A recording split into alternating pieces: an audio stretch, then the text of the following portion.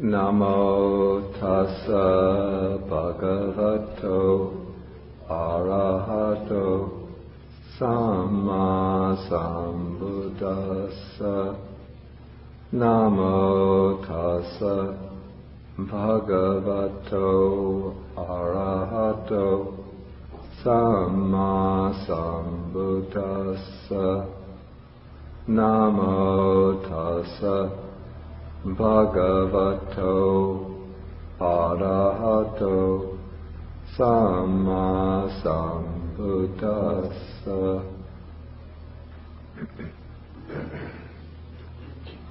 Good morning, everybody.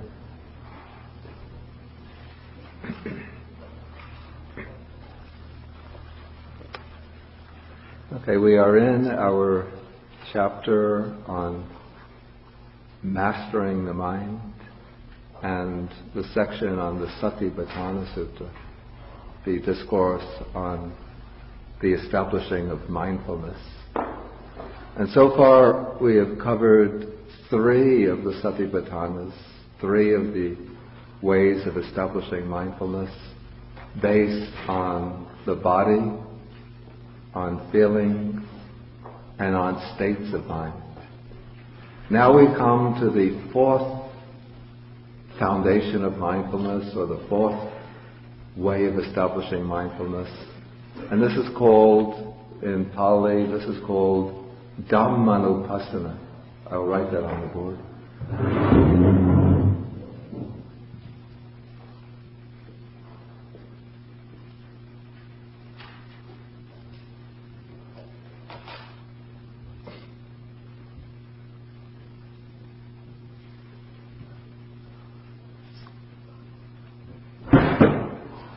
Okay, the key word here in Dhammanupassana is the word Dhamma. And now, this word Dhamma has so many different meanings that it's something of a problem, even a puzzle, exactly how to translate Dhammanupassana. Some of the earlier translators took Dhamma to have the meaning of mind objects. And this is because the word Dhamma is used to represent, we have an analysis of the domains of experience into 6 types of sense objects. We have the objects of the eye are forms, objects of the sound of the ear is sounds, object perceived through the nose is odors, object perceived through the tongue are tastes, objects perceived through the body sense are textures or tactile sensations. And then the 6th class of objects in the Buddhist analysis, the objects of the mind or reflection, these are called Dhammas.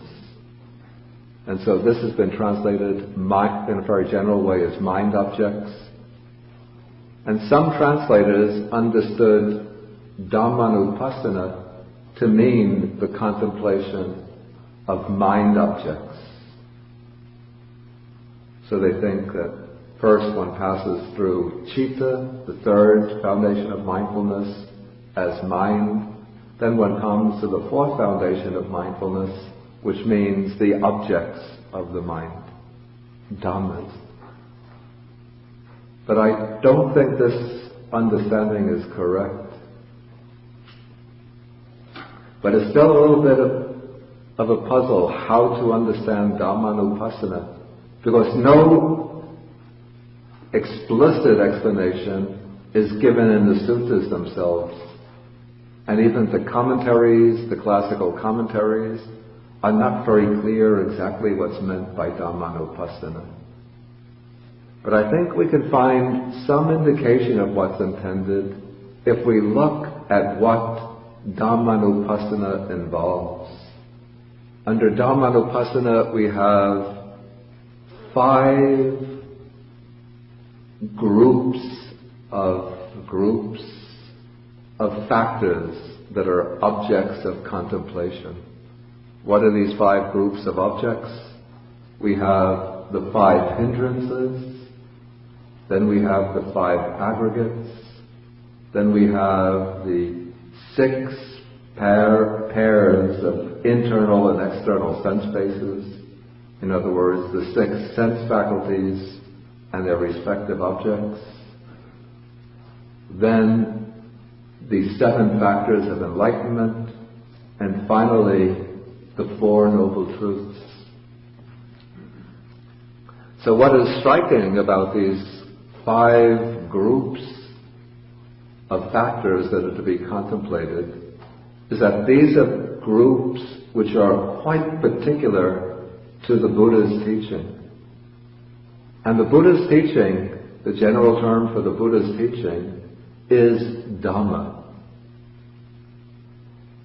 And yet what seems to be the case is that we have Dhammesu Dhammanupassi Viharati. We have a plural being used here. So these are, the way I understand it, that these are categories or groups of categories which are established based on the Buddha's teaching.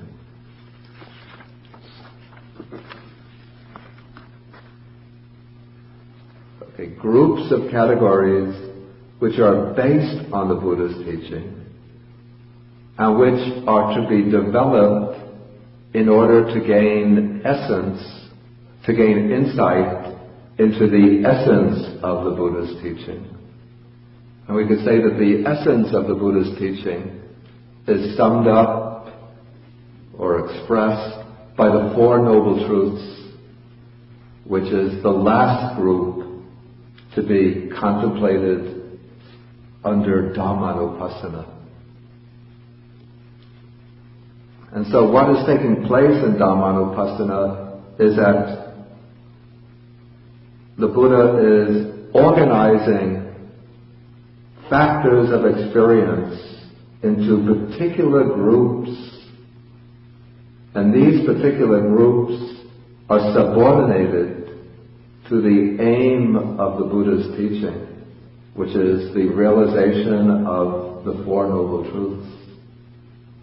And so these 5 groups are groups governed by the aim of the Dhamma. They're groups of factors, groups of phenomena, groups of Dhammas, factors of existence, organized in a particular way. So as to lead to the realization of the core or essence of the Dhamma.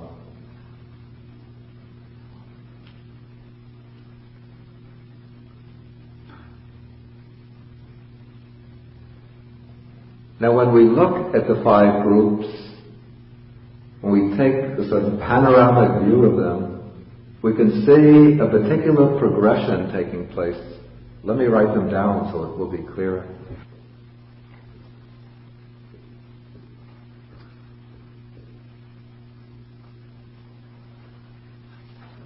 Now if we look at these 5 groups of factors, we can see some kind of progression is involved here.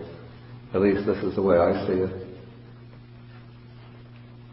Okay, we begin with the 5 nivarana. These are the 5 mental hindrances. And so, at the beginning of contemplation, one has to confront, remedy, and overcome these 5, we call these defilements of the mind, obstructions of the mind, which hinder, which block one's progress in the development of meditation. And so the 5 hindrances are considered to be the barriers, the obstacles to both concentration or samadhi, and the obstacles to insight, to vipassana.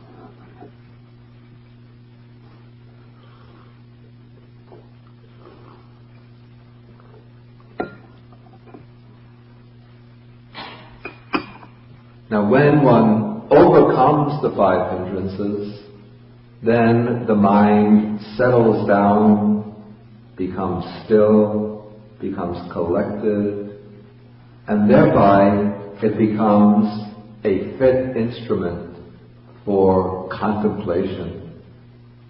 And what is to be contemplated are the basic factors of experience, the things that one has to see and know in order to overcome ignorance or delusion.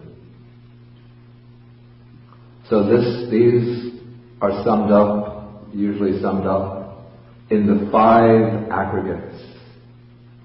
So the 5 aggregates is a set of categories which classify all the factors of experience.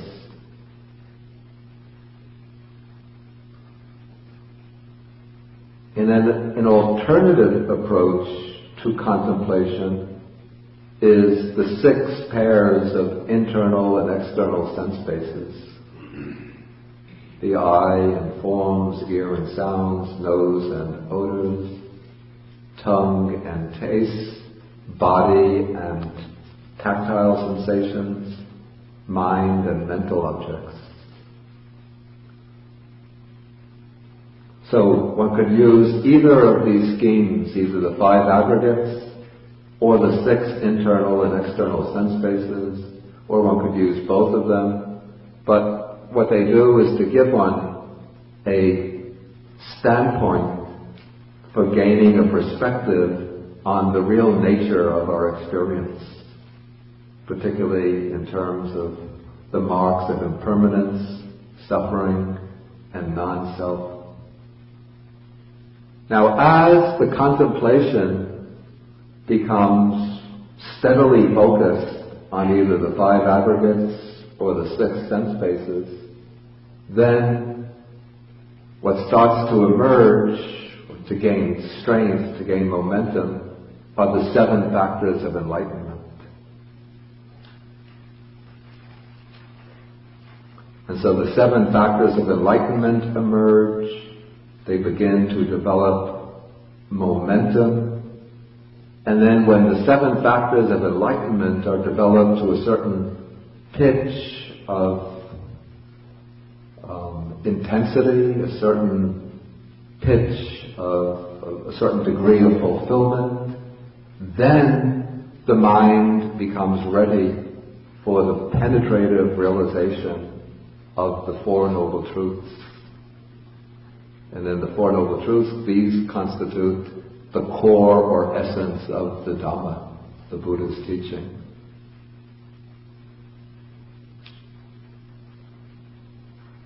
In this way we can see, as I said, a certain pattern or progression in the unfolding of the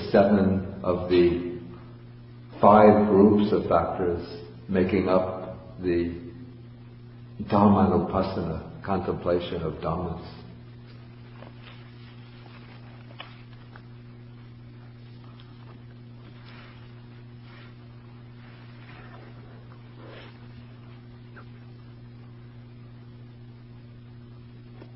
Okay, with this we can turn to our text itself. This is on page 286. We have, how does a monk dwell contemplating, here I use the word phenomena for Dhamma, contemplating phenomena and phenomena. Here a monk dwells contemplating phenomena and phenomena in terms of the 5 hindrances. Okay, how does he do so? Here, when there is sensual desire in him, a monk understands there is sensual desire in me. Or when there is no sensual desire in him, he understands there is no sensual desire in me.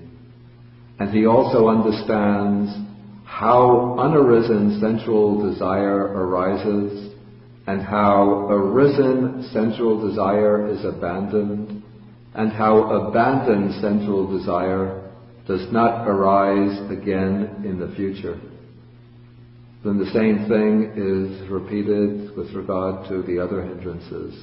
When there is ill will in him, he knows, he understands there is ill will in me, and so on. When there is dullness and drowsiness in him, he understands there is dullness and drowsiness in him.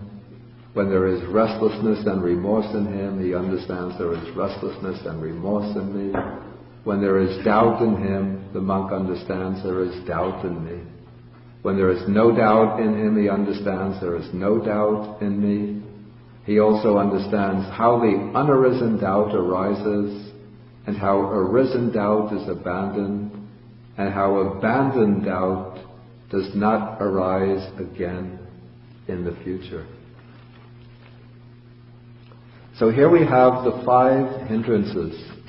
We've already encountered the 5 hindrances in earlier texts.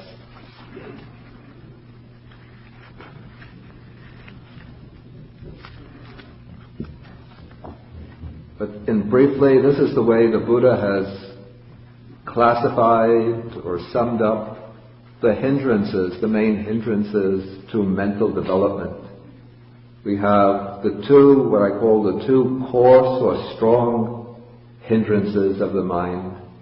One is sensual desire, which is sort of results from a positive evaluation of the object, taking the object to be desirable, attractive, worthy of pursuit. And then there is ill will, anger, hatred, the impulse to reject the object, to fight with the object, to destroy the object. Okay, so these are the 2, we call the 2 coarse or major defilements. And then there come the 3 subtler defilements, which are sort of manifestations of delusion. One is dullness and drowsiness, sloth and torpor, which is, we call this the 2 factors that lead to rigidity of mind, or sluggishness of the mind.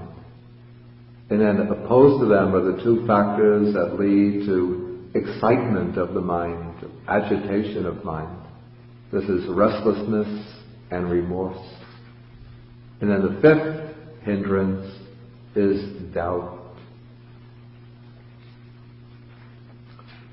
Now, we have to notice that these 5 hindrances, through the practice of satipatthana, the foundations of mindfulness meditation, the 5 hindrances are not simply to be rejected, to be pushed away, but one uses them as objects of contemplation.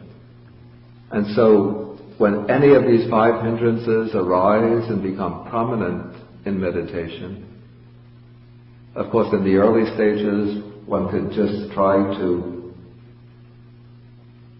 push the object, push the disturbing thought away, and then bring the mind back to the object. But if one of these 5 hindrances becomes very prominent, where it's really obstructing one's ability to focus on the main object, then one leaves the main object aside, puts it on the side, and one just observes whatever factor is functioning as a hindrance. If sensual desire arises, one just observes the desire. If anger and ill will have arisen, one just observes the anger and ill will. If the mind is restless, agitated, one just treats that restless, agitated mind as an object of observation and just observes the agitation of the mind. If the mind is troubled by doubt, indecision, questioning, skepticism, one just treats that doubt, that questioning, that skepticism, just makes it an object of the mind. Okay, so as one makes the 5 hindrances the objects of the mind, then on the one hand, one is gaining insight into the workings of one's own mind. One is coming to see what are the particular factors of mind that are prominent in one's mental makeup? What are the kinds of thoughts that persistently come into the mind? And then when one takes these mental states and turns them into objects, one thereby is depriving them of their power. This is a kind of subtle strategy in overcoming the disturbing factors of the mind. Instead of regarding them as something evil and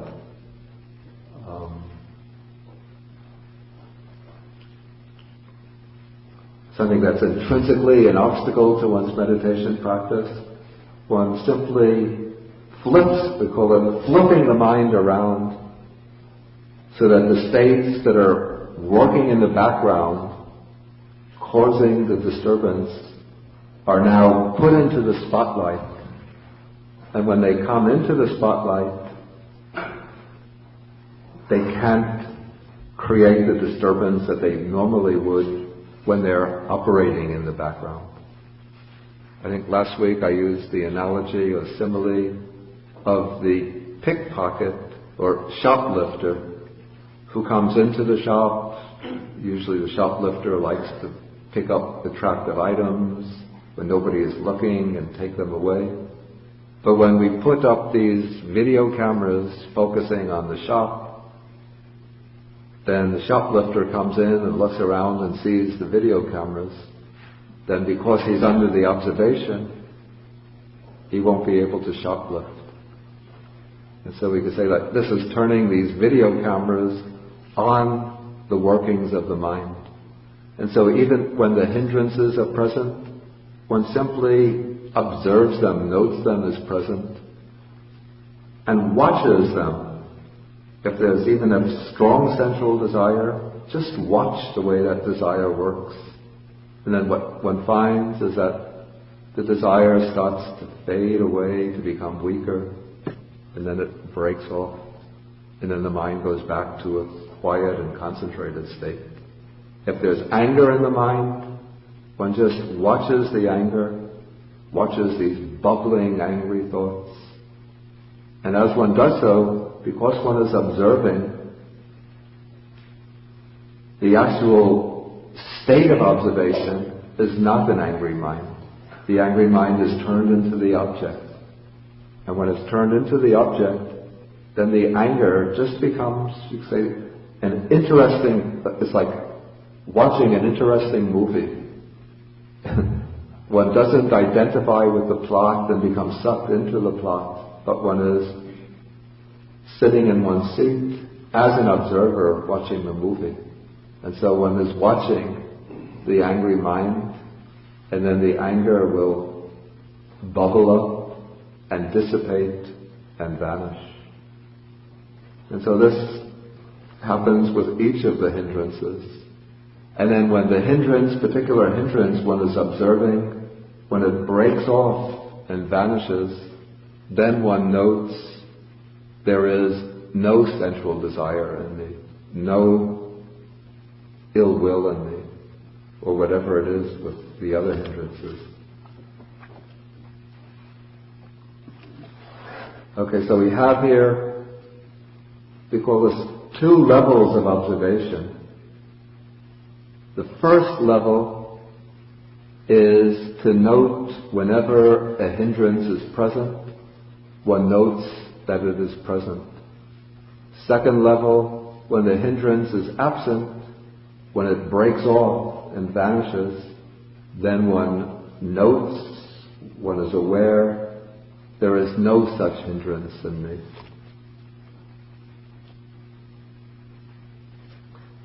But now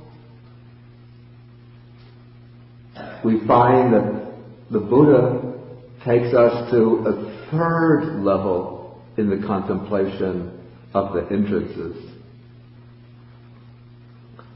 And this is something which is quite unique to the section on Dhammanupassana. We find this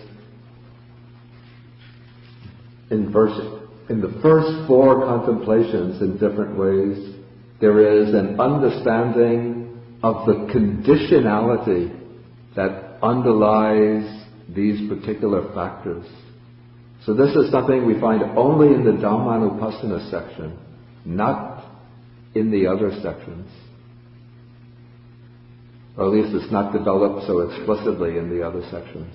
But here we find quite explicitly an understanding of the conditionality, the causal relationships that underlie each of the unwholesome factors, that underlie the five aggregates, the six sense bases, and that underlie the seven factors of enlightenment.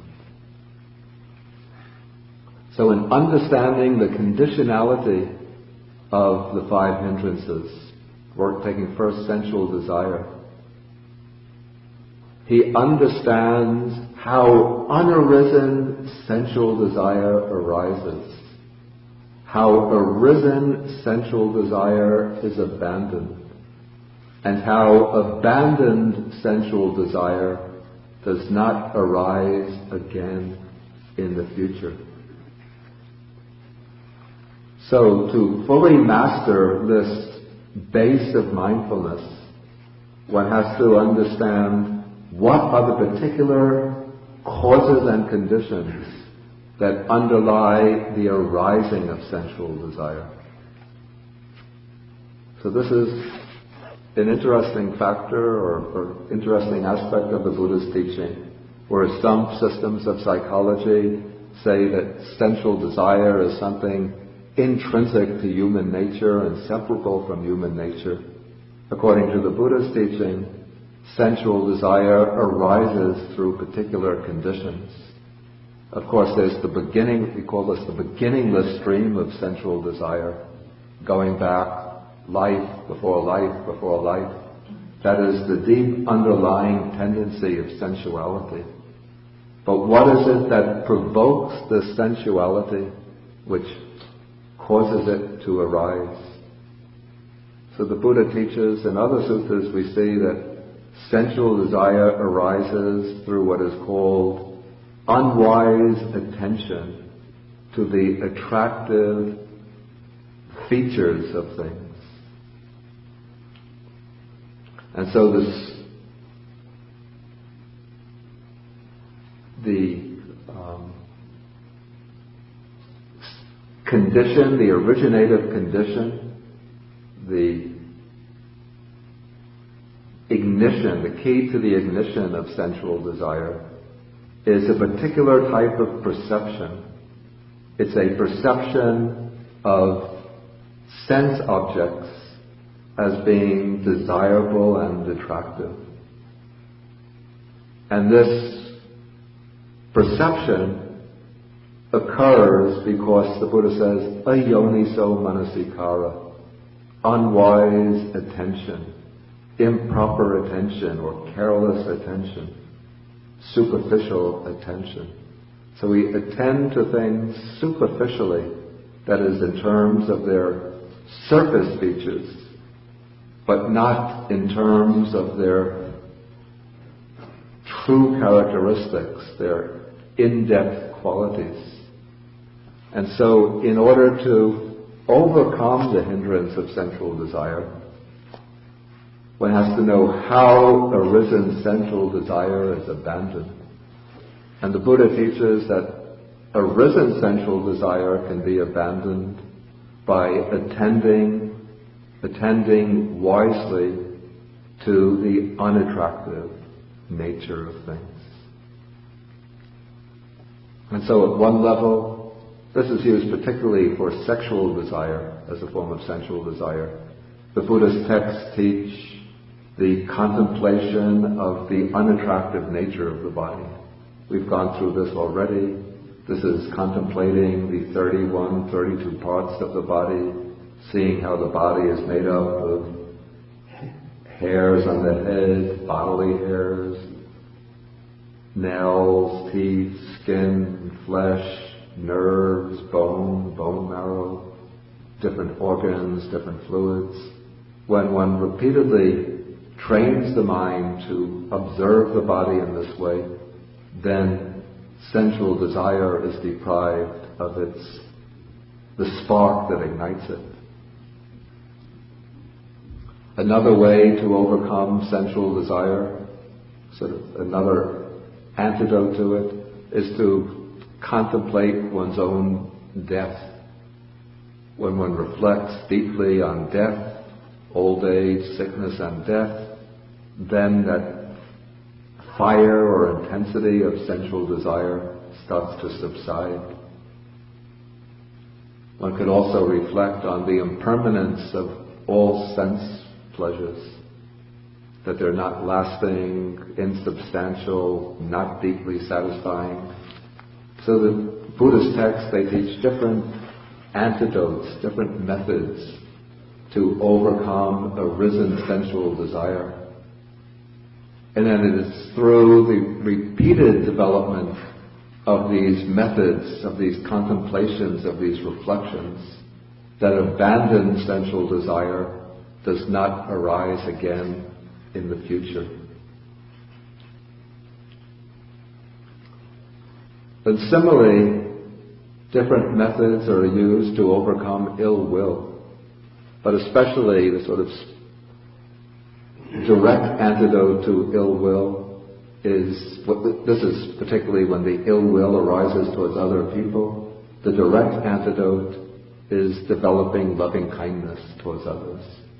When one trains the mind in developing the wish, the thought, may all beings be well, may all beings be happy, may all beings be free from harm and suffering, may they enjoy good health, peace of mind, may all of their good wishes be fulfilled.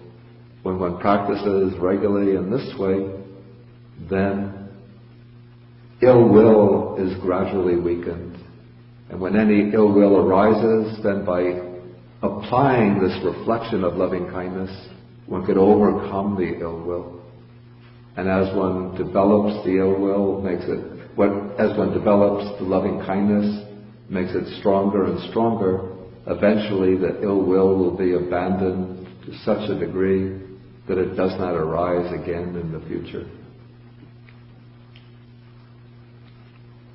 Okay, so similar methods.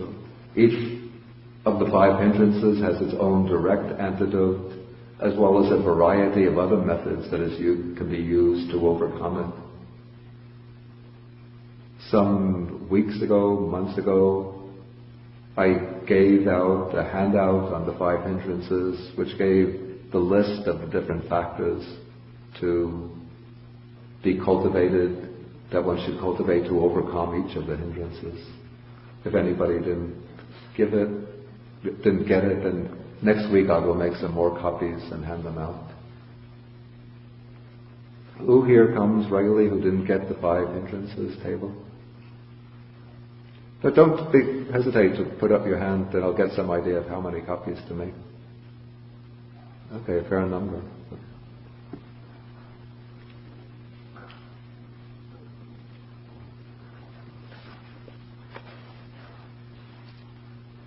Okay, so with regard to each of the five hindrances, one has to understand how this particular hindrance arises. Then one has to understand what is the antidote, the methods to apply to abandon that hindrance. And then it's through repeated development of these same methods that these abandoned hindrances do not arise again in the future. Then as one develops particularly insight wisdom, eventually one reaches a point where through direct realization one cuts off each of the hindrances so that this hindrance becomes completely abandoned and can never arise again at any point in the future. This is through developing what's called the four world-transcending paths. These world-transcending paths eradicate the five hindrances so that not even a trace of them remain in the mind.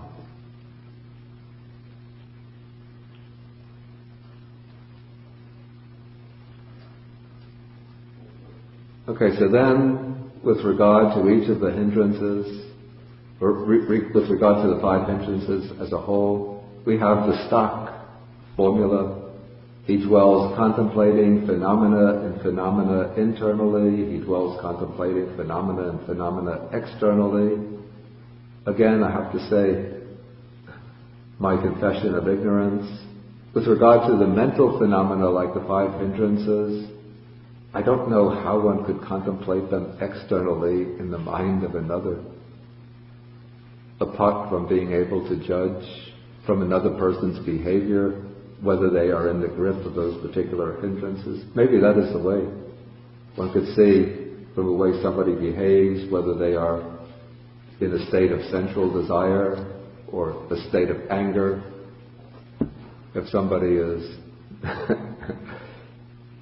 dozing off while I'm giving a lecture, I can infer that they're in a state of dullness and drowsiness. If somebody is fiddling around, getting up, standing up, sitting down, rubbing the feet together, then one can infer they're in a state of doubt, a state of restlessness. If somebody is in a state of doubt, sometimes the facial expression can indicate that. Even sometimes if I'm giving a talk and somebody asks a question and then I answer it, I could see from the expression on the face that they're not really satisfied with my answer.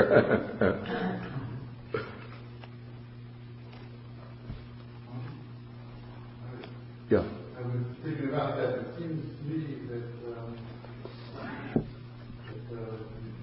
you know best to internally to understand the 5 images inside of you, but also you can understand externally your own facial expressions changing, how anger puts sternness on your external appearance. So to understand... Well, to understand internally how it affects you, how your anger will affect your stomach tightens, but also externally how it affects your facial expressions, and to observe yourself internally and externally how it affects you. That's a puzzle. It's a good explanation. I'm not sure whether that's the actual intention.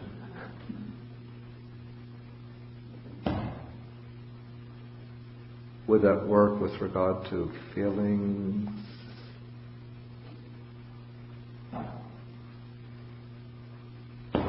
I would think that you're always aware of anything that's going on. It always has an external action to it. It's a possibility. A good way of explaining it.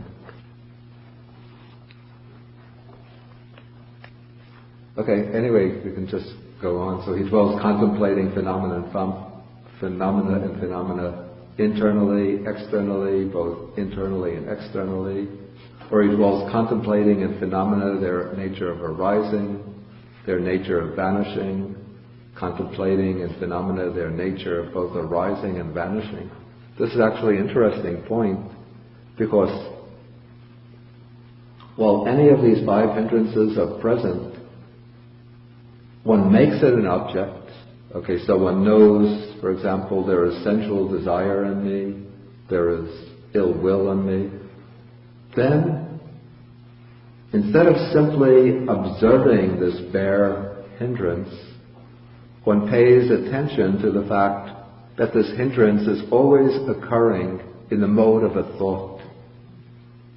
And this thought, through which the hindrance is occurring, is actually not one steady thought, but it's a sequence of thoughts.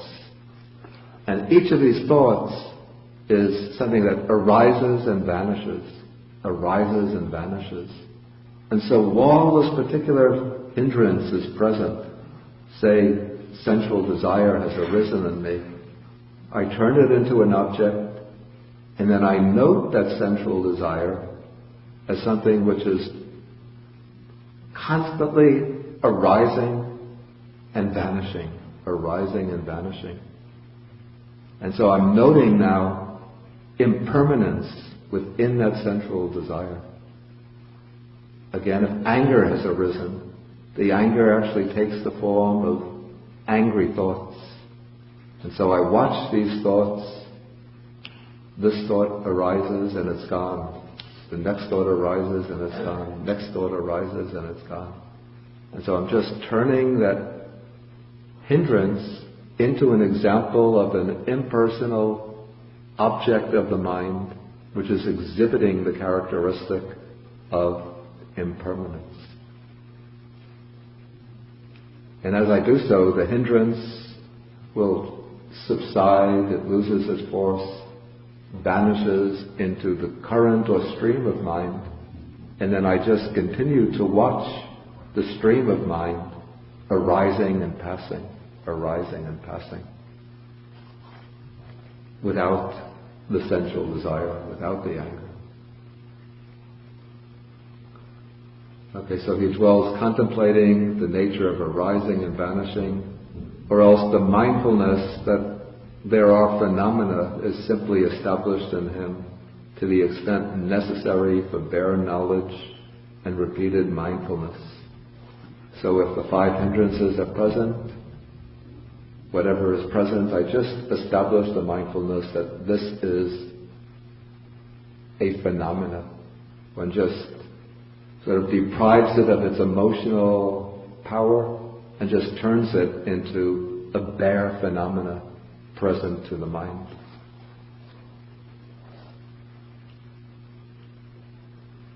Okay, so in this way he dwells independent, not clinging to anything in the world. That is how a monk dwells, contemplating phenomena in terms of the five hindrances. Okay, at this point I'll ask whether there's any questions on anything that I've just covered in the five hindrances.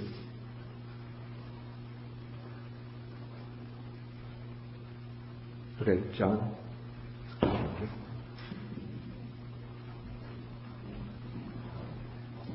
One thing I'm just wondering, why is it that with the development of the concentration and then insight, the hindrances do vanish forever?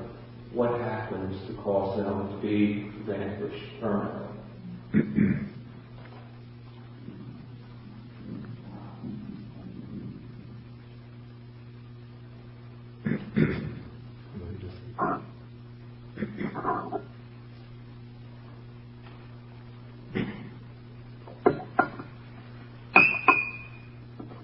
Okay, the overcoming of the hindrances and the other defilements takes place in several stages. The first stage is what is called stream entry. This is the first, we call this the first breakthrough to the ultimate truth of the Dhamma. Now, stream entry, with the attainment of stream entry, one sees the truth of the Dhamma for the first time. And with the seeing of the truth, let me just first say, the hindrances and the other defilements fall into two categories. This is my own way of understanding them. One category are those which are rooted in misunderstanding, wrong understanding. The others are more deeply rooted defilements, which are, you could say, are the instinctive tendencies of the mind. Now, with the breakthrough to stream entry, one gains this first glimpse of the ultimate truth of the Dhamma. And so this breakthrough will eliminate the cognitive defilements, the defilements which are manifestations of wrong understanding. So of the five hindrances, what is eliminated is doubt, the hindrance of doubt. Because now one has seen the truth of the Dhamma, and so one has no doubt that the Buddha is enlightened one, because this is the truth that the Buddha has taught.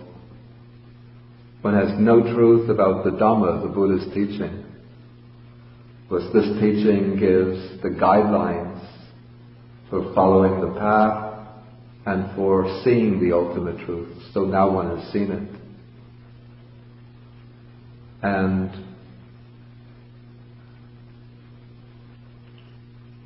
one has no doubt that there is an Aryan Sangha, not the monastic order, but other beings who have practiced the path and realized the same truth. So one has confidence in the Buddha, Dhamma, Sangha, no longer any doubt. Okay, although among some of the other groups of the mental defilements, one has, for example, the fetter of view of self. So with the attainment of stream entry, one eradicates view of self permanently. One can never fall into a view of self again. One has the fetter of believing in, call this, rules and observances, thinking that following just rules and observances, rituals, other types of religious observances, this might be the way to enlightenment. One now has seen the truth, and one knows that it's not just through following rules, precepts, observances, rituals that one could reach enlightenment. Of course, certain rules and precepts are necessary as part of the path, but it's the clinging to these rules and precepts as being sufficient to constitute the path that one puts away. Okay, so these are defilements due to misapprehension, to wrong views and misapprehension. These are overcome with the first breakthrough. But there still remain these deep, what I call the instinctual defilements, like the tendency to sensual desire, to anger and ill will, to jealousy, envy, selfishness, arrogance, pride, conceit, all of these other tendencies. Okay, so to eliminate them, one has to go back and develop the same path of insight, until one makes a second breakthrough. It said that the second breakthrough doesn't eliminate any of these defilements or fetters permanently, but it weakens them. Okay, then one comes and develops the same path again. When one reaches the third breakthrough, then one cuts off certain defilements permanently. Sensual desire and ill will are permanently eliminated. Why this comes about, your question, how it comes about sort of in the deep recesses of the mind, I don't know actually. But what we can say is that it is the insight into this ultimate truth has the effect of cutting off these defilements permanently. Okay, so with the third breakthrough, one cuts off certain other defilements so that they never can arise again. But there's still a certain residue of defilements, particularly conceit, a tendency to restlessness, ignorance. But then as one goes on cultivating the path to the next breakthrough, the fourth one, then one will eliminate those defilements permanently. And so it's the same realization at each of the four stages, but it seems that at each stage, though the content of the realization is the same, but its force or power is increased at each higher breakthrough. And since the force of that breakthrough is stronger, it's able to uproot defilements at deeper layers of the mind, until at the last stage, it's actually the ignorance that maintains all these defilements. Maybe this is the key, that all of the defilements ultimately come out of ignorance. And so, as one makes this breakthrough to realization, one is eliminating a certain degree of ignorance, the ignorance that sustains those other defilements. And then at the fourth stage, one eliminates the ignorance completely, and so all of the defilements that go along with ignorance are now permanently eradicated. This is the way I would explain it. Okay.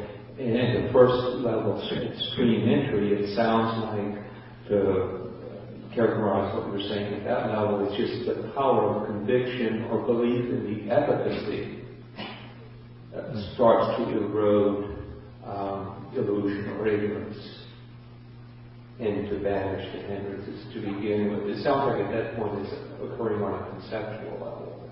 Maybe It's not just the conceptual level, and it's not just the conviction. We say that the stream enterer is one who gains Dhammacakkhu, which means the eye of Dhamma. So he actually sees the Dhamma. He sees the truth. And it's what's the distinctive characteristic of the attainment of stream entry is called dasana, which means seeing or vision. So one has the seeing of the truth, the direct vision of the truth.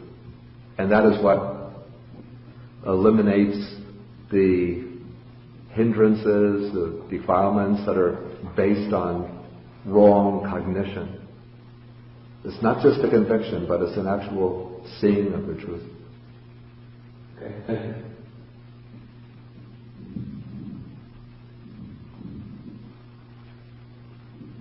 Somebody else have a question? Okay, somebody in the back. Well, it's really awareness. It's coming to the realization of Wait, awareness. take the microphone. It's coming to the realization of awareness. Once you have the awareness, it loses its charge. It's still there, it just doesn't really matter anymore. Would you perceive it that way? Awareness is quite a broad word. It can be used in different senses. What particular nuance or sense were you giving to the word? Well, when the thing awareness, if you're aware of sexual, if you're aware of sexual desire, No. and you connect with the impermanence of it, you may still have sexual desire. It just loses its charge in the sense that you don't have the same attachment to it. And it's just an increased expansive awareness, whereas it just doesn't have the same importance.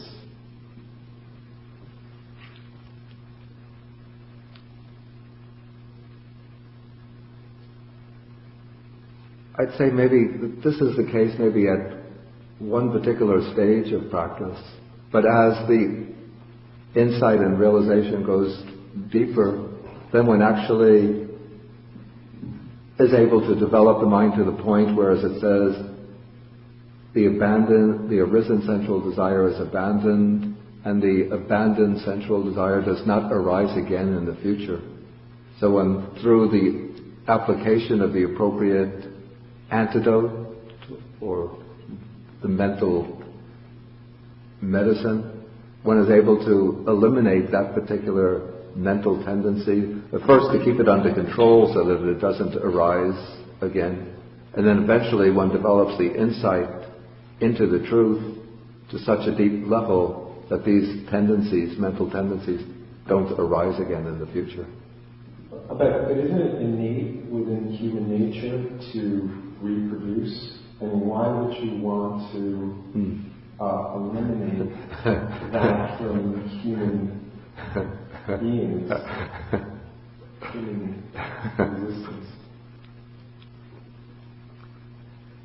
Okay, first, according to the Buddha's teaching, sensual desire, sexual desire, we could say it's present in the mind through beginningless time, since from life before life, we've had at least a tendency to sexual desire. But according to the Buddha's teaching, it's not innate in the sense that it's a necessary component of the mind. It's a tendency which can be eliminated so that the mind is completely free of sensual desire. But I mean, if you take any of our emotions, like anger, for Yeah. example, I'm just using sexual example. Let's shift to anger. Okay. Anger being a relative reality, I mean, it's absolutely necessary in certain circumstances and a hindrance in others. And just to observe anger without defining, or let's say attaching one way or the other without wisdom, moving not towards the absolute, but as a human being. I don't see why you would want to eliminate anger entirely from your being. It's a relative aspect of being human in order to survive in the world. Well, I think this is where the Buddha's teaching would take a different perspective on this. And what we would say from the Buddha's perspective is that anger itself is always an unwholesome state. It's a state which tends to be harmful to oneself and to harmful to others. So this is my own opinion here, that one should be able to act effectively within the world, and the fact that one is working to overcome anger doesn't mean that one becomes completely compliant and accepting of everything that's going on in the world. One should be able to stand up, for example, and oppose, say, actions by the government, actions by another person, actions by social groups, that one thinks are wrong, immoral, unjust, and stand up and oppose them effectively and even forcefully. But when we speak about anger, what we mean is ill will. That means having negative feelings, wishes to harm and to destroy the person that one is opposing. The negative effects of anger. Well, also anger as being a quality which is intrinsically harmful to oneself, because it... And that's where I lose you, because I see anger as being this what I call immature anger and mature anger. Yeah. Immature anger where you're using anger foolishly, whereas you can use anger to create positive change in your own life and other lives to change the overall effect. And to say that, I mean, I just see it as a tool, and it can be used as a double-edged sword. It can be used in a very negative way, but I think anger could motivate you to create positive change in the world and in yourself.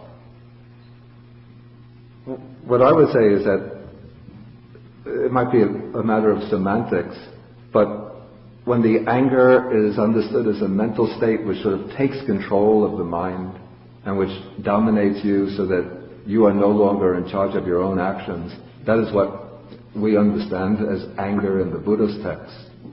Okay, now what I would say is that this talk about overcoming anger does not exclude being able to understand things that are happening in the world, to understand them accurately, to be able to diagnose them effectively, and then being willing to stand up and to take a stand of opposing, say, policies, principles, actions that one considers unjust, harmful to others, and to work even forcefully to present alternative visions and courses of action. And so we could say people like Mahatma Gandhi, Martin Luther King, Mother Teresa, the Dalai Lama, these are people who, for the most part, act without anger in the sense that we understand this quality of ill will. Hatred towards another person, resentment towards another person. And yet, even though they are acting without anger, or at least trying to act without anger, at the same time they're able to act very efficiently and effectively to bring about major changes in the course of world events.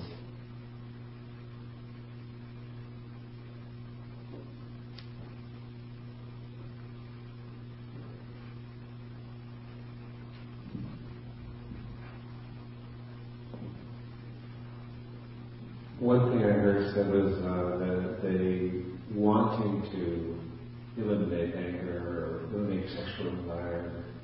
And I guess to me it's not so much wanting to do it, that rather by following this path it will happen.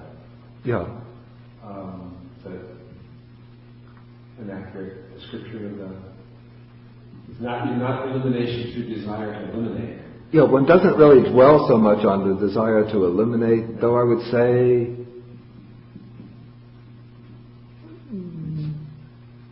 maybe different people have different approaches. But one doesn't dwell on the desire, but one does have to, this is part of the right effort. The texts speak about one arouses a desire for the non-arising of unwholesome states. And so one does generate that desire.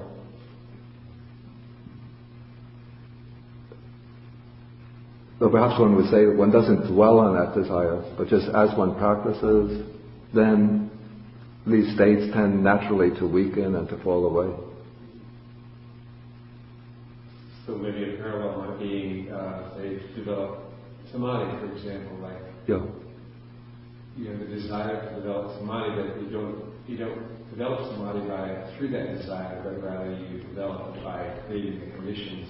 Exactly. That Yeah. You have experienced or Yeah. been taught with you. Yeah. And this might also indicate how, at least one way in which one overcomes these qualities like the 5 hindrances. It's not so much that one is focusing on eliminating sensual desire, eliminating ill will, but one wants to develop samadhi and insight. And so one uses that desire, the desire to experience stronger, purer states of bliss, of happiness, as a way to overcome states of, we call it states of lower enjoyment, lower pleasure. And so by the desire for the happiness of samadhi, then one overcomes the happiness of the sensual pleasures. But if one is dwelling on, I want to achieve samadhi, one won't achieve it. One has to let the mind just, rest very softly without any desire, then one can enter samadhi. Thank you. I just want to see if I understand correctly how we're defining mental object or mind object. Is it simply what one's mind is focused upon, like the rising and falling of the breath, for example, or is it something more complex?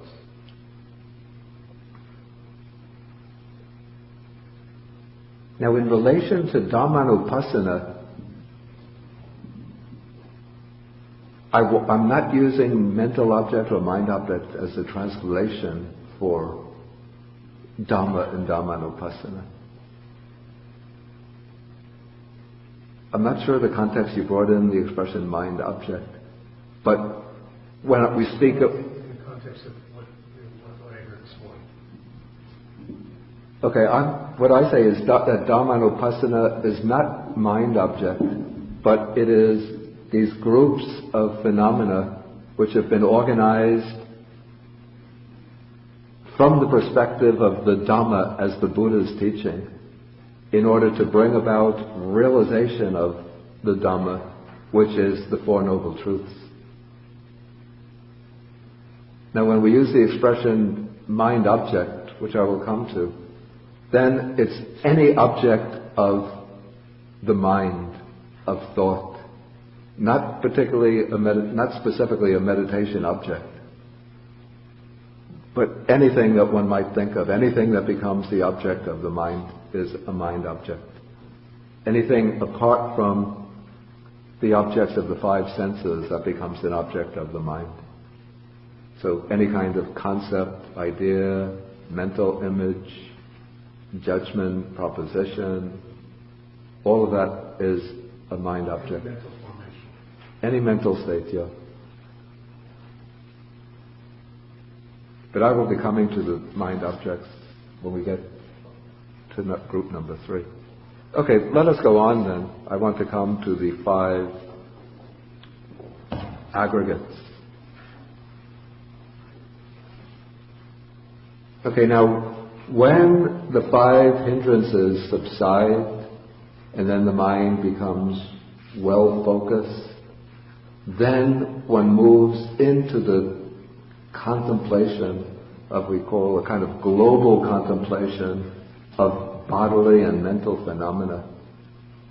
And then one particular scheme, we call this the most prominent scheme that the Buddha has used for classifying all phenomena, is the 5 aggregates.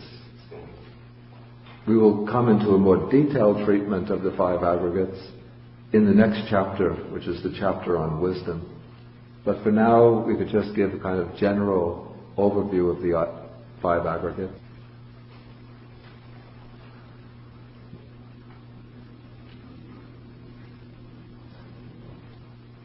Okay, so actually these are called, technically it's called the 5 aggregates of clinging, or the 5 aggregates subject to clinging.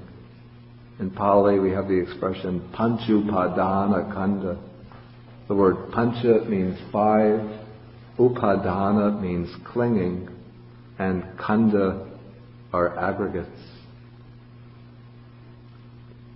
And so the way I would understand this is that the Buddha has taken all of the different potential objects of clinging. And basically what the clinging is, the clinging that's involved here, are things that one can cling to with the sense that this is my personal identity. This is what I truly am.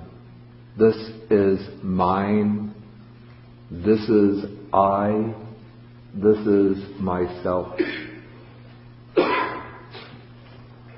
So according to the Buddha's teaching, all of these ideas that we hold to with attachment, with cherishing, these are forms of clinging. And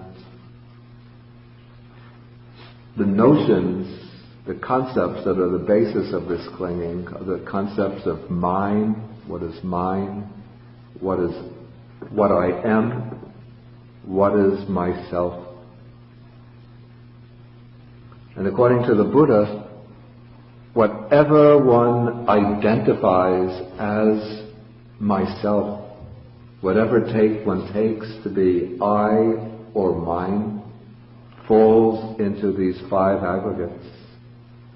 And so the Buddha has laid out the scheme of the 5 aggregates in order to show the things that we cling to as being myself, and also to use them as a framework for showing that the idea of self is a delusion, because the 5 types of things that we cling to as myself turn out upon investigation to be not myself, to be not I.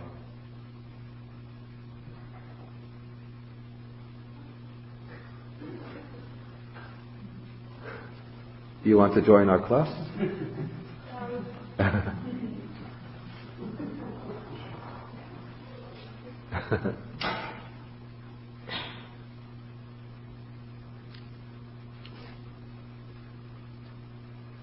So the Buddha has laid out this very simple framework for classifying all of the different factors of experience, for highlighting different aspects of experience.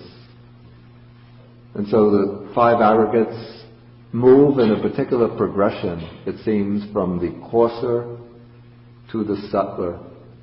We start off with the Rupa Kanda. This is the aggregate of form. This is material form, bodily form.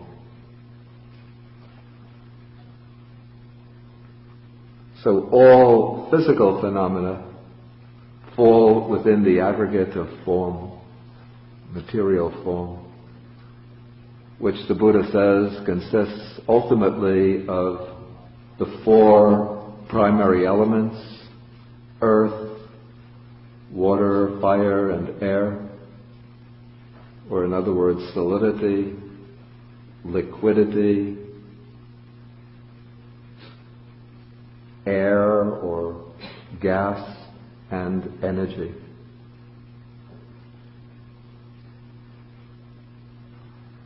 And then there are different material phenomena derived from the four primary elements. And the form instance of the form aggregate that's closest to ourselves is our own physical body.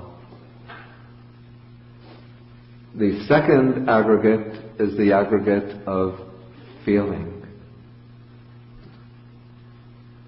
Now, I should explain that this term aggregate is used, khanda, in the sense of a collection or compilation, since each of these five aggregates is not just a simple entity, but each of the five aggregates is a broad category into which many phenomena, different phenomena, can be classified.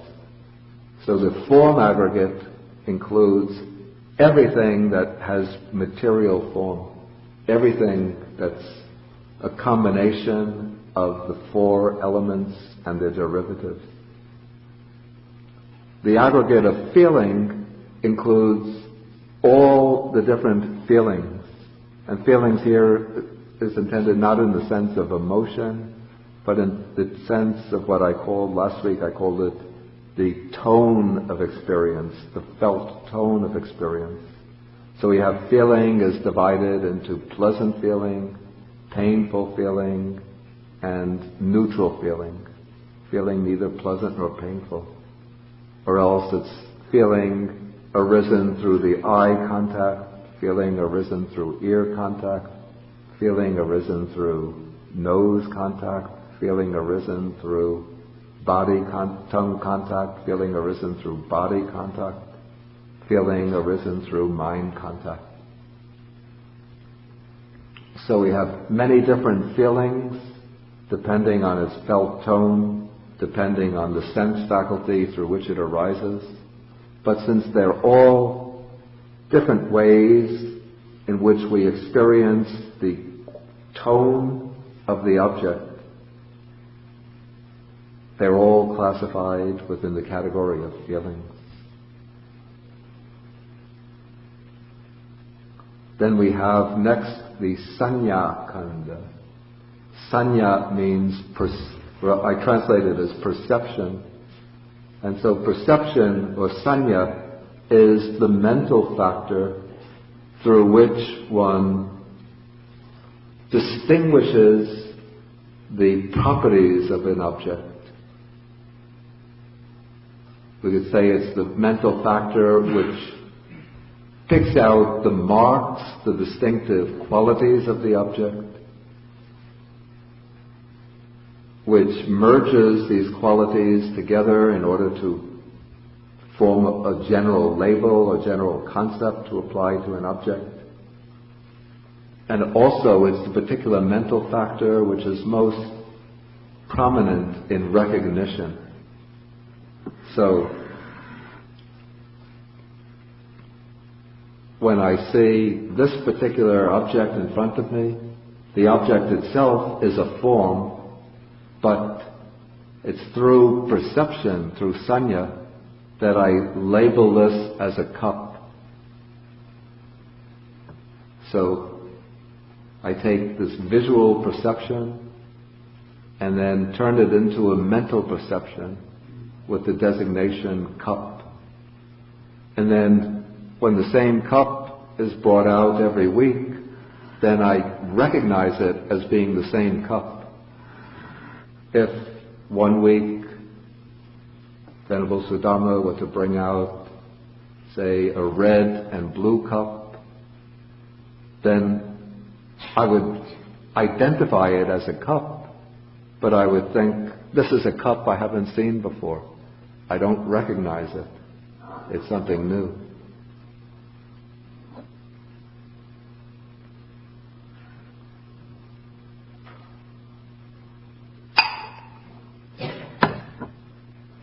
And so when I meet a person for the first time, then I look at certain features of the person's face, their body, and so I'm perceiving their distinctive features. Then the next time I see that person, maybe it might be a year later, I'm walking down a street in New York. That person is walking from the opposite direction. I met the person only one time, but I'm able to recognize the person. That is the work of sanya, perception.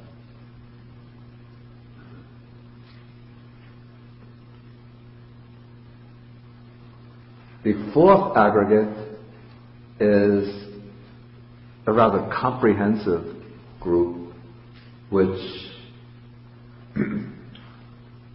we translate as volitional formations. It's not such a clear term.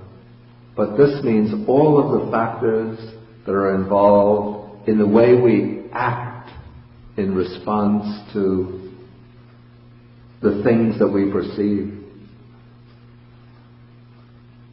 The main constituent amongst the volitional formations is chaitana, which is what we translate as volition. Volition is what moves us to action. It's the impulse to action.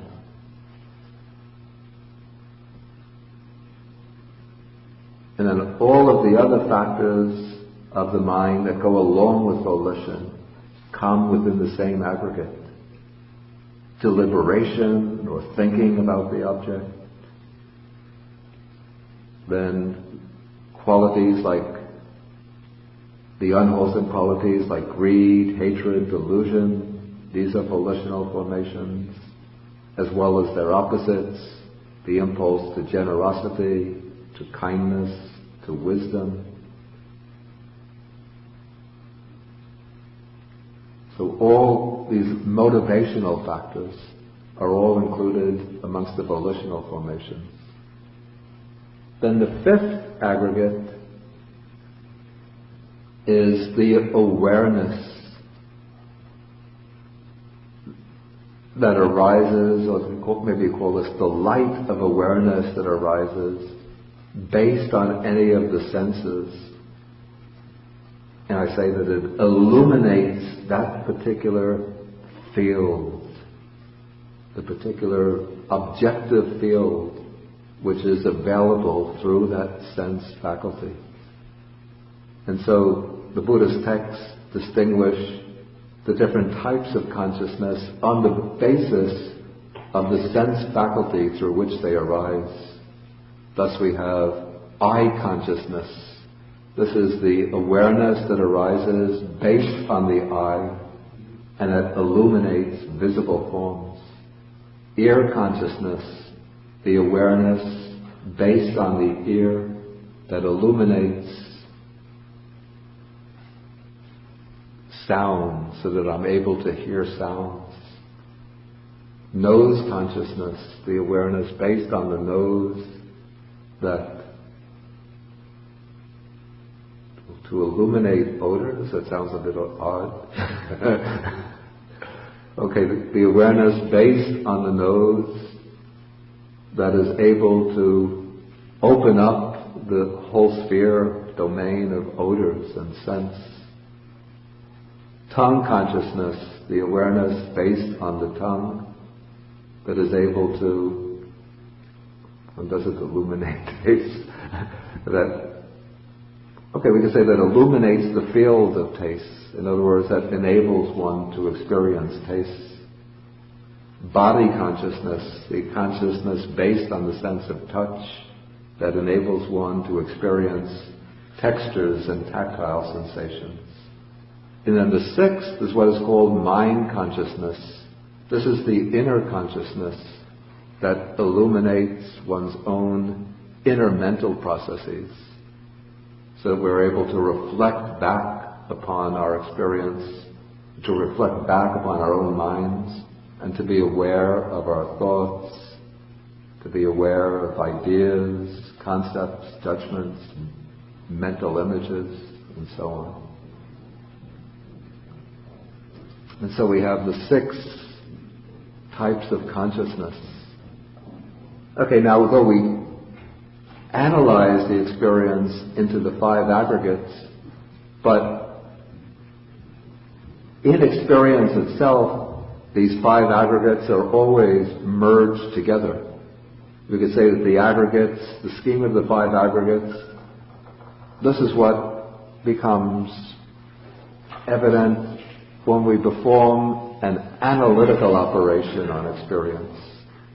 But when we're actually undergoing the experience, it's always an interwoven whole of the 5 aggregates.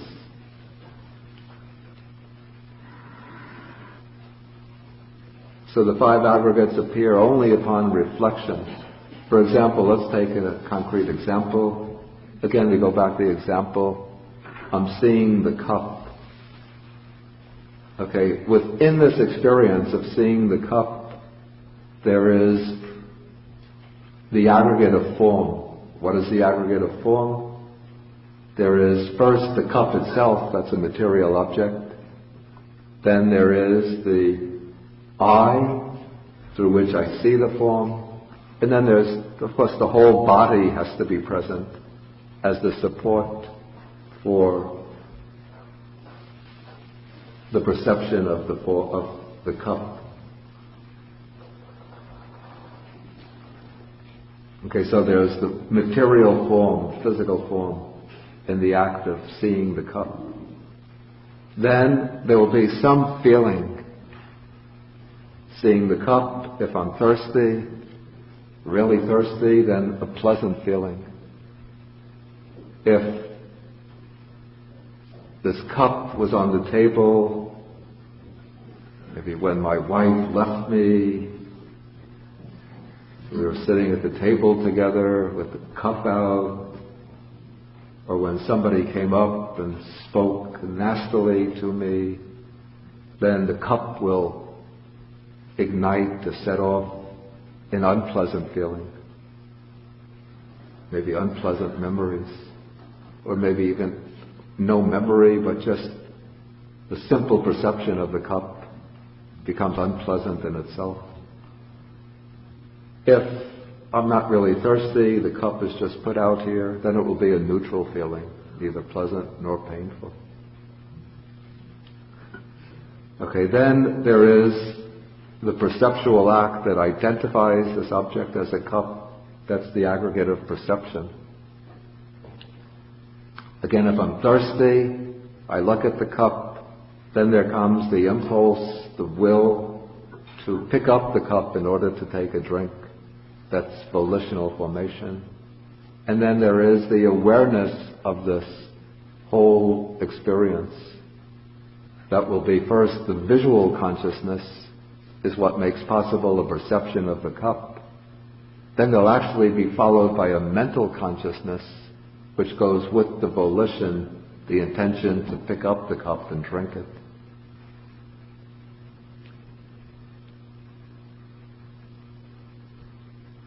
Okay, so we have in this way, within what seems to be a simple experience, the analysis into 5 aggregates.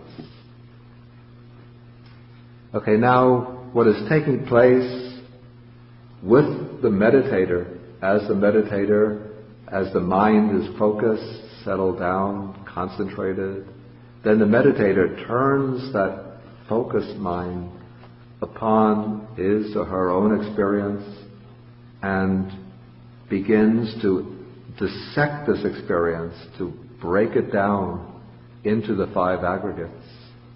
And so as the meditator is sitting there,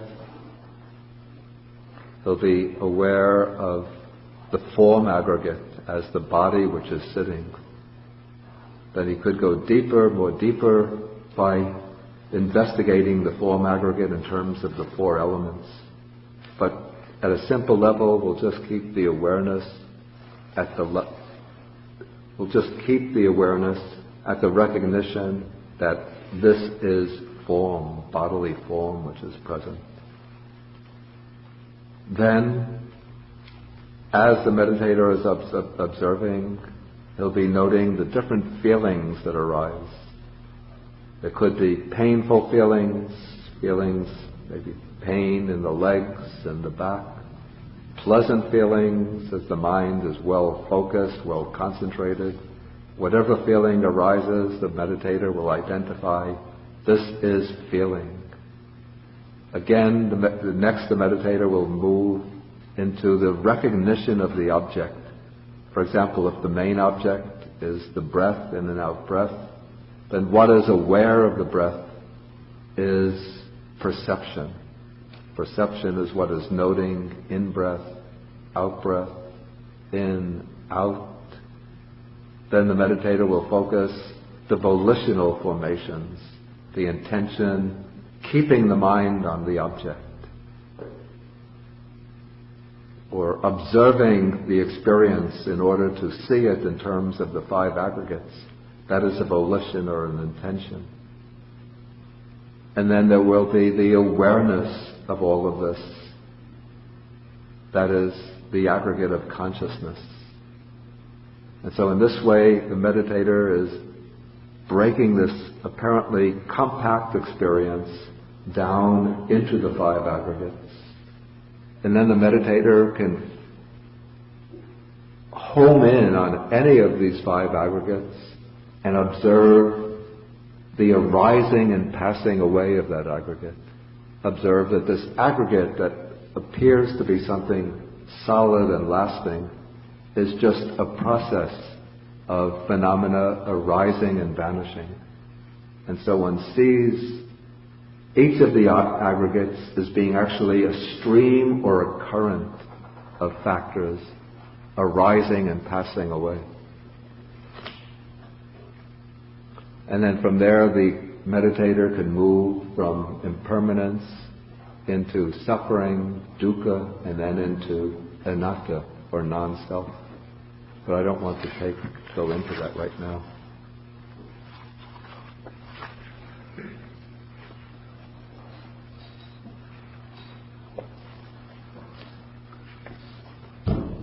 Okay, and so we have the Buddha saying, the monk dwells contemplating phenomena in terms of the five aggregates. And how does he dwell contemplating phenomena in terms of the five aggregates, subject to clinging? Here a monk understands such is form, such its origin, such its passing away. The same with feeling, with perception, with volitional formations, with consciousness. One notes each of the five aggregates. That, we could say, is the first level. One level is simply to note, to identify what is the particular aggregate, to home in on that aggregate in terms of its distinguishing quality, so that one could distinguish what is the material component of this experience, what is the way this experience is felt. It's the felt tone of the experience or feeling. What is the element of identification, of recognition, of cognition taking place? That is perception. What is the way I'm bending the mind? The mind is being bent towards this experience. That is the volition. And what is the element of awareness in this experience? That is consciousness.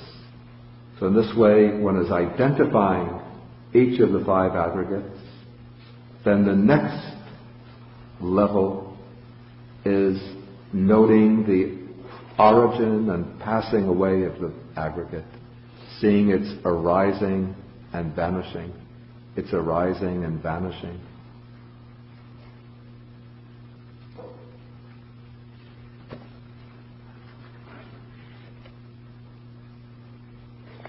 And so, in this way, he dwells contemplating phenomena internally, that is with regard to oneself, externally, in regard to others.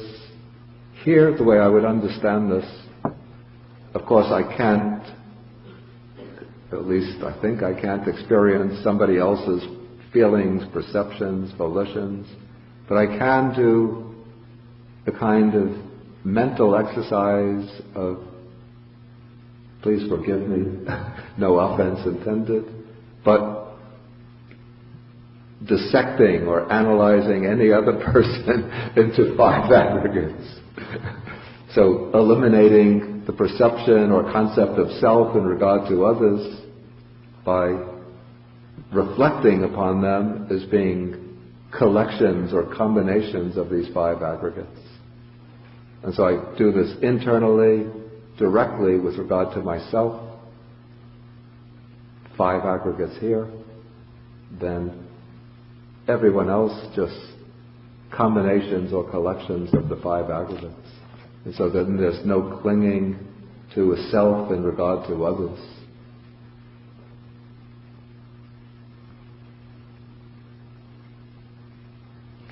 Okay, the text is abridged here, so he dwells contemplating phenomena internally, externally, both. In regard to the phenomena, he dwells contemplating the nature of arising, he dwells contemplating the nature of vanishing, he dwells contemplating the nature of both arising and vanishing. So this is the origin and passing away of the 5 aggregates. Or else the mindfulness that there are phenomena is simply established in regard to the 5 aggregates. So instead of distinguishing them as internal, external, arising and vanishing, I just note there are these phenomena, the 5 aggregates. I'm not even differentiating the experience into individual aggregates, but I'm just taking all of the 5 together simultaneously as mere phenomena. Or else he dwells independent, not clinging to anything in the world, and that's how he dwells contemplating phenomena and phenomena in terms of the 5 aggregates. Okay, at this point I will pause and then ask whether there are any questions.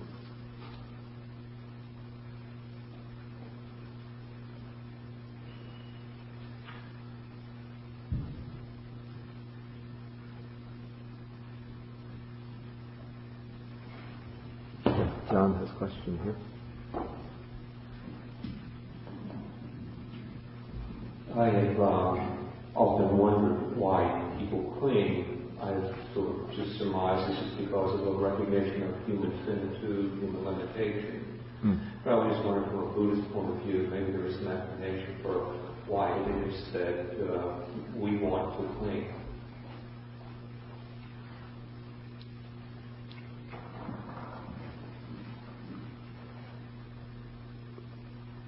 The way I would understand it, I don't know whether this question is quite addressed in the Buddhist text, but this is the way I would understand it. That, let us say, the fundamental fact about human nature is the absence of any true permanent self. And so there is, at the core of our being, a voidness, a lack, an emptiness. So this is shunyata, emptiness. And what I would say is that we have at some level an awareness of that emptiness.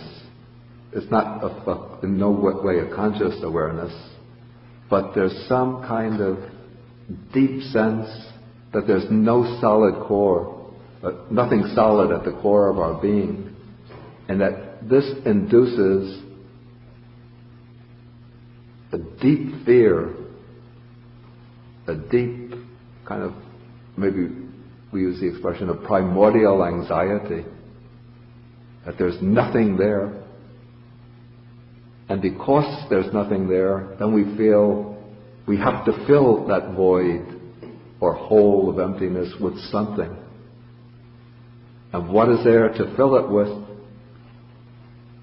What is there to fill it with is what appears to us, what is present in our concrete experience.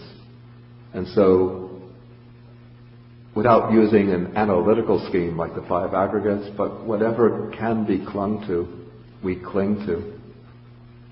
And then we try to give ourselves some solidity by taking this to be mine, I, myself. And so whatever we cling to turns out to be one or another of the five aggregates. And so we cling either to the body, or to feelings, to perceptions, to volitions, to consciousness. Maybe different people cling to different things. Like a person who's very sensual, or not sensual, but very athletic, maybe will cling to the body. Or, well, maybe the male who's athletic will cling to the body. A woman might cling to the body, trying to be beautiful, to show herself as beautiful. So what's underlying that is the sense, I am the body. People who are more aesthetic in orientation, more emotional, will cling to feelings. So we have people who are seeking like highs of bliss and pleasure, the connoisseurs of food, the arts. But maybe that will come with perception. Okay, then the aesthetic person, the person who delights in perceptions of forms, maybe in the arts. Okay, that would be the person who clings to perception. Then the person who's the man of action, the one who likes to get things done out in the world, the one who wants to mold and transform the world. That would be the person that tends to identify with volition. And then maybe the thinker, the philosopher. That would be the person who clings to consciousness. Don't take these two literally and insist on them. There's a lot of room for flexibility from one of these realms to another. We could just see how people will tend to identify with different aggregates depending on their dispositions. But what you're saying is that at the bottom of the root cause is perhaps subconscious recognition that there is nothing there, some recognition of emptiness. This is the way I would conjecture, my own conjecture. Okay, thank you. But I don't think anything is presented like that explicitly in the text. Somebody in the back, there's a question.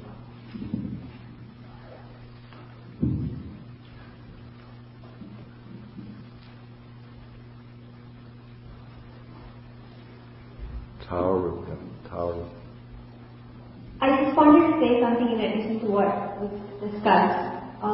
Don't we also claim because we have this thirst of defining myself, I'm somebody different from everyone else in the world, and these are the things that define me. So we have this thing that I have to define myself, I have to identify myself, and as we explained, people with different natures, they identify themselves with different things. Yeah. And basically the conditioning from the child, that you are so and so, you are different, you are this, which takes place in our unconsciousness, and we are like, yes, I am this energetic person, or I am this intelligent person, things like that. And that leads to more clinging because we want to solidify our definition of ego and self, and that's all. Yeah, that's basically what I said, pretty much the same thing that I said. Yes. Okay, I think we're going to have to stop now, so we'll end with the sharing of the merits, and then we'll continue next week, continue with the Dhamma, contemplation of the Dhamma section. Okay, so we share the merits with the Devas, the deities, the Bhutas, the fierce spirits, the Nagas, the dragon spirits, and with all other beings, wishing them to be well and happy, and especially for the Devas to protect the Buddha's teaching. Akasata chabumata deva naga mehedika punyantam anumoditva Chirang Rakantu Sasanam Akasata Chabumata Deva Naga Mahitika Punyantang Anumoditva Chirang Rakantu Desanam Akasata Chabumata Deva Naga Mahitika Punyantang Anumoditva Chirang Rakantu Mang Parang Etavatacha Amhehi Sampadang Punya Sampadang Sabbe Devanumodantu Sabba Sampati Siddhya Etavatacha Amhehi Sampadang Punya Sampadang Sabbe Bhutanumodantu Sabba Sampati Siddhya Etavatacha Amhehi Sampadang Punya Sampadang Sabbe Sata Anumodantu Sabba Sampati Siddhya Bhavagupadaya Vichihetato Etantare Satakaya Upapanna Rupiya Rupicha Asanya Sanino Dukha Pamuchantu Pusantu Nibutin